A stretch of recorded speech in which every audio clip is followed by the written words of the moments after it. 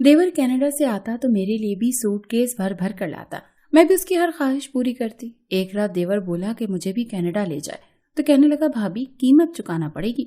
सोचा वीजा लगेगा तो कीमत भी चुका दूंगी। कुछ माह बाद देवर वीजा लेकर आ गया। कहने लगा चलें भाभी। मेरे होश उड़ गए उस रात देवर। आज जब से वसीम कनाडा से आया था घर पर तो जैसे रौनक ही बढ़ गई थी। मेरी सारी नंदें घर पर ही मौजूद थी। मैंने भी हर चीज वसीम की पसंद की बनाई थी। खाने के दौरान भी वो कनाडा के किस्से ही सुना रहा था।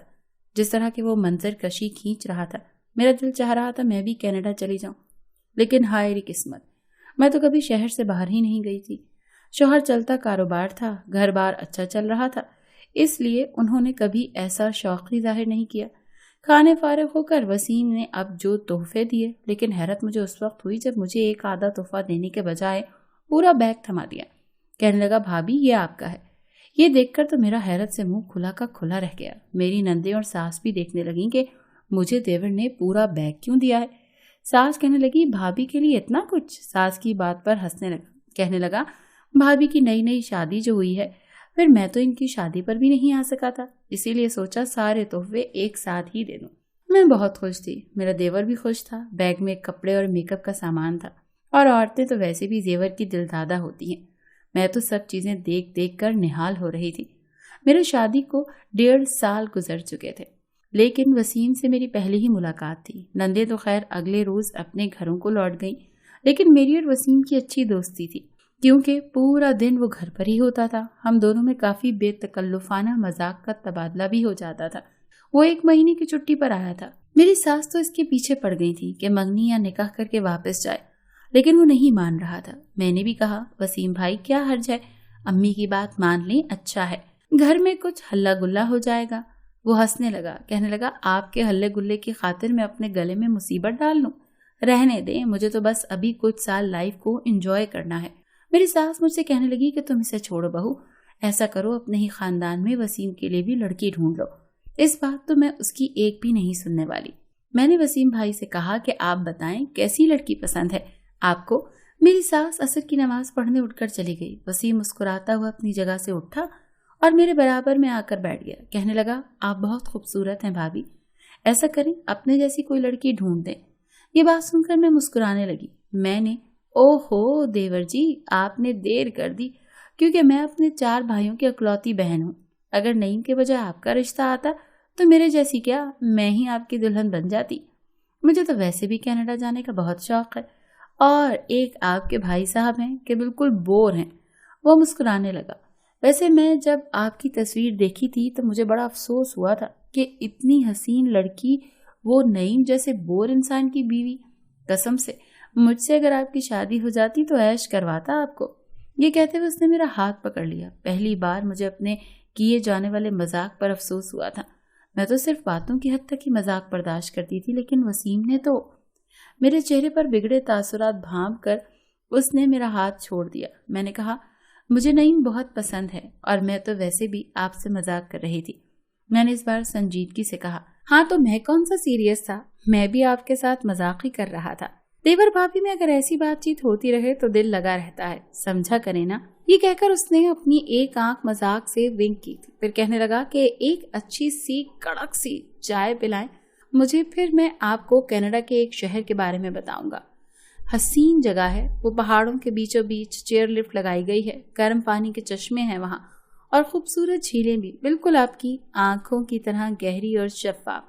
वो शायद बातों का माहिर था, या फिर मेरे अंदर कनाडा जाने की दबी ख्वाहिश थी कि मैं घंटों वसीम के मुंह से कनाडा के मुख्तलिफ शहरों के हसीन नज़ारों की बातें सुनती रहती, और तसव्वुर में नईम के हाथ में हाथ दिए उन ख्वाबों में खुद को घूमता फिरता महसूस करती। वसीम मंजरकशी बनाने में माहिर था। जिस तरह से वो जगहों का नक्शा खींचता, मैं खुद को वहीं महसूस करती थी। जैसे जैसे वो मुझे कनाडा के बारे में बता रहा था, मेरा जी चाहता था कि मैं भी वहीं पहुंच जाऊं।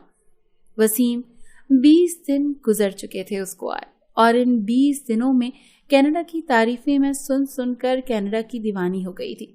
नईम जब भी अपनी दुकान से वापस आते तो थके हुए होते, खाना खाते ही सो जाते। मेरी सास भी जल्दी ही अपने कमरे में चली जाती। जब तक मैं किचन संभालती, वसीम लाउंज में बैठा टीवी देखता रहता। जैसे ही मैं अपने काम से फारिग होकर अपने कमरे में जाने लगती, قیام مجھ سے چائے کی فرمائش کر دیتا، بھابھی 2 کپ چائے لے کر آئیں، پھر آپ کو ونکوور دریا کے بارے میں بتاؤں گا، جہاں گرمیوں کے دن اتنے طویل ہوتے ہیں کہ رات کے 9-10 بجے بھی آسمان روشن ہوتا ہے۔ وسیم کی وہی چونکا دینے والی باتیں کہ میں جلدی چائے بنا کر لے آئی۔ وہ بتانے لگا کہ کینیڈا میں جون جولائی میں بھی درجہ حرارت 10 سینٹی گریڈ ہی رہتا ہے۔ پھر میں چائے پیتی رہتی اور وسیم کی باتوں میں جیسے کینیڈا کے شہر گاہوں میں گھسی رہتی تھی اور اپنی ٹرانس میں ہی تھی کہ جب مجھے اپنے چہرے پر کسی کی نظروں کی تپش سی محسوس ہوئی، میں فوراً اپنی ٹرانس سے باہر آئی تھی۔ سامنے وسیم یکٹک مجھے ہی دیکھ رہا تھا۔ میری نظروں کے تصادم پر گھبرا سا گیا۔ مجھے نہ جانے کیوں اچھا نہیں لگا۔ میں اٹھ کر اپنے کمرے میں چلی گئی۔ نعیم گہری نیند سو رہے تھے، میں ان کے پاس جا کر لیٹ گئی۔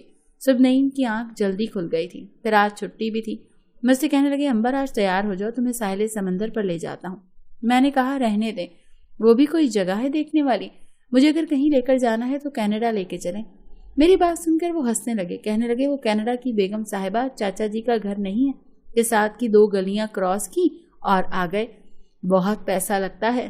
وسیم کے لیے بھی لاکھوں روپے بینک میں شو کروائے تھے، تب جا کر اس کا ویزا لگا تھا۔ پھر وسیم نے محنت بھی بہت کی ہے، اسے اچھی نوکری لگ گئی تھی اس کی۔ میں نے نعیم کو نخرہ دکھاتے ہوئے کہا اب آپ میرے لیے اتنا بھی نہیں کر سکتے، مجھے بس کینیڈا دیکھنا ہے۔ وسیم کی حیرانی سے میری تعریف سنتے ہیں۔ وسیم سے کینیڈا کی اتنی تعریفیں سنی ہیں کہ مت پوچھے۔ میں دیکھنے میں بے حد حسین تھی، اسی لیے اس 1.5 سال میں نعیم سے جو بھی پیار سے مانگتی وہ مجھے دے دیتے تھے، لیکن کینیڈا کے معاملے میں صاف انکار کر گئے۔ امبر اتنا آسان نہیں ہے یار، میرے کام کی نوعیت ہی ایسی ہے کہ میں ایک دن بھی دکان بند نہیں کر سکتا، اور کینیڈا اگر تمہیں لے بھی جاؤں تو کم از کم 1 مہینہ تو چھٹی کرنی پڑے گی، جو میرے لیے ممکن نہیں ہے۔ ہاں لیکن میرا وعدہ ہے کہ 1 ہفتے کے لیے تمہیں مری اسلام آباد لے کر جاؤں گا۔ نعیم نے جب میرا بگڑا ہوا موڈ دیکھا تو مجھے منانے کی کوشش کرنے لگے۔ نہیں نعیم، مجھے کینیڈا ہی جانا ہے، آپ نہیں جا سکتے تو مجھے وسیم کے ساتھ بھیج دیں۔ میں نے بھی ضد ہی پکڑ لی تھی۔ نعیم نے مجھے صاف انکار کر دیا۔ میں نے ان سے بات چیت بند کر دی۔ میں جانتی تھی کہ نعیم مجھ سے بہت محبت کرتے ہیں، میری بات ٹال نہیں سکتے۔ نعیم مجھے 2 دن تک مختلف چیزوں کا لالچ دے کر منانے کی کوشش کرتے رہے، لیکن میں نے بھی ایک ہی بات ٹھان لی تھی۔ تیسرے دن نعیم وسیم کو پیار سے ڈانٹنے لگے، کہنے لگے تم نے کیا اپنے کینیڈا کے جھوٹے قصے سنا کر میری بیوی کا دماغ خراب کر دیا ہے؟ اب وہ مجھ سے ضد کر رہی ہے کہ میں اسے کینیڈا لے کر جاؤں گا۔ اتنا آسان ہے کینیڈا جانا کیا؟ نعیم کی بات پر وسیم مجھے دیکھنے لگا۔ میں منہ بنائے کھانا بھی ٹھیک سے نہیں لگا رہی تھی۔ وسیم کہنے لگا اتنا بھی آسان نہیں ہے بھابھی، بہت بڑی قیمت ادا کرنی پڑتی ہے۔ جس انداز میں اس نے مجھ سے کہا تھا میں اس کی بات پر الجھ سی گئی تھی۔ اگلے ہی لمحے وہ ہنسنے لگا، اپنا انداز بھی بدل لیا، کہنے لگا بہت مہنگا ویزا ہے اس کا، آپ بھائی کے ساتھ اسلام آباد اور مری ہی چلی جائیں، آپ کے لیے یہی کافی ہے، کینیڈا تو بس خواب ہی ہے آپ کے لیے۔ میں نے کہا تم میرا ویزا لگوا دو، قیمت میں چکا دوں گی۔ میری بات پر وسیم نے مجھے عجیب نظروں سے دیکھا تھا۔ میں نے کوئی خاص توجہ نہیں دی، میرے پاس اچھا خاصا زیور تھا، میں جانتی تھی کہ میں ویزے کے پیسے بھر سکتی ہوں۔ میں نے نعیم کو اس بات پر راضی کر ہی لیا تھا کہ وہ مجھے کینیڈا جانے دے۔ وہ کہنے لگے تمہیں زیور دینے کی ضرورت نہیں ہے، تمہارے ویزے کے پیسوں کا انتظام میں کر دوں گا، لیکن مسئلہ یہ ہے امبر کہ وسیم وہاں اکیلا رہتا ہے۔ میں نے کہا تو پھر کیا ہوا؟ نعیم وہ میرا بھی بھائی ہے، دیور بھی ہے، دیور بھی بھائی ہی ہوتے ہیں۔ میری بات پر نعیم چپ سے ہو گئے۔ اگلے روز نعیم نے وسیم سے کہہ دیا کہ وہ میرے ویزے کے لیے بھی اپلائی کر دے۔ یہ کہہ کر نعیم دکان پر چلے گئے۔ میں بے حد خوش تھی۔ وسیم اپنے کمرے میں تھا جب میں اس کے کمرے میں چلی گئی۔ وہ شاید کسی سے فون پر بات کر رہا تھا۔ اس کی بات سن کر میں ٹھٹکی تھی۔ میں نے کہہ جو دیا آ جاؤں گا، مسئلہ کیا ہے تمہیں، اتنی بھی کیا بے چینی ہے؟ وہ نہ جانے کس سے بات کر رہا تھا، مجھے دیکھ کر کچھ گھبرا سا گیا، پھر فون بند کر کے مسکرانے لگا۔ میں اندر داخل ہو گئی۔ وہ میرے پاس آ کر کہنے لگا کسی کے کمرے کو بنا دستک دیے اندر آنا اور اس کی باتیں سننا ایک غیر اخلاقی حرکت ہے بھابھی۔ بات تو اس کی ٹھیک تھی۔ میں خفت میں مبتلا ہونے کے بجائے مسکرا کر بولی آپ میرے چھوٹے بھائی جیسے ہو، اور اگر آپ کا کوئی راز ہے تو آپ مجھے وہ بھی بتا سکتے ہو۔ میں بڑے آرام سے اس کے بیڈ پر جا کر بیٹھ گئی۔ مجھے لگا شاید وسیم فون پر اپنی کسی گرل فرینڈ سے بات کر رہا ہے اور اسی کی خاطر شادی سے بھی انکاری ہے۔ اگر ایسا ہے تو میں اس کی اس معاملے میں مدد کر دوں گی۔ وہ میرے پاس ہی بیڈ پر بیٹھ گیا۔ میرا کون سا راز ہے؟ نہ جانے میری بات پر وسیم نروس سا کیوں ہونے لگا تھا۔ میں نے کہا آپ کس سے بات کر رہے تھے؟ مجھے پتہ چل چکا ہے، آپ کی پاکستان میں شادی نہ کرنے کی وجہ یہ لڑکی ہی ہے، محبت کا چکر ہے۔ میری بات سن کر کچھ دیر وہ مجھے غور سے دیکھنے لگا اور کہنے لگا ہاں یہی سمجھ لیں۔ یہ سن کر میں خوش ہو گئی۔ میں نے کہا بس میرا ویزا لگ جائے تو میں آپ کے ساتھ ہی کینیڈا چلی جاؤں گی، مجھے اس لڑکی سے ملوانا، باقی اماں اور نعیم کو میں خود منا لوں گی۔ बस उस लड़की से कहना कि उसे मुसलमान होना पड़ेगा। मुझे लगा वसीम जिस लड़की से मोहब्बत कर बैठा है वो कैनेडियन होगी। वसीम मेरी बात सुनकर बेसाख्ता हंसने लगा। भाभी जी, आपको मैं लेकर किस लिए जा रहा हूँ? इसीलिए तो लेकर जा रहा हूँ कि उसे मुसलमान आपने ही तो करना है। वैसे आपके दिमाग को भी दाद देनी पड़ेगी, आपने मेरा राज जान ही लिया। वसीम मुझे अब चेहरे से बहुत मुतमईन लग रहा था। मैं खुश हो गई। बस एक बार मेरा वीजा लग जाए फिर ही कुछ हो सकता है। आप बेफिक्र रहें, वीजा तो मैं आपका चंद दिन में ही लगवा दूंगा। मेरे बहुत ताल्लुकात हैं, बस उसकी कीमत के लिए तैयार रहिएगा भाभी जी। वसीम की नजरें फिर मुझ पर बदल गई थी। मैंने कहा, नईम कह रहे थे कि वो भर देंगे। मैंने लापरवाही से कहा। वो कहने लगा, वो तो जो भरेंगे वो भरेंगे, लेकिन मैं तो आपसे भी कीमत वसूल करूंगा। मैंने कहा, ले लेना, मेरे पास जेवर है। मेरी बेनियाजी और फराख दिली पर वो मुझे ताज्जुब से देखने लगा। हर चीज की कीमत पैसा ही नहीं होती मेरी प्यारी भाभी। मुझे आपसे जो कीमत लेनी है वो मैं ले लूंगा। बस अब आप जाने की तैयारी करें, समझे कि आपका वीजा लग गया। ये कहकर वो अपने कमरे से बाहर निकल गया, लेकिन मैं उसकी कही हुई बात के बारे में सोचने लगी। पैसों के अलावा कौन सी कीमत होती है? बहरहाल उन दिनों मुझ पर बस एक ही भूत सवार था और वो था कनाडा जाने का। वसीम अपनी बात का पक्का निकला था। 4 दिन बाद ही मुझे एम्बेसी ले गया। चंद सवालों के जवाब जो वसीम ने ही मुझे रटवाए थे मैंने वो दे दिए और 1 हफ्ते में ही मेरा वीजा लग गया था।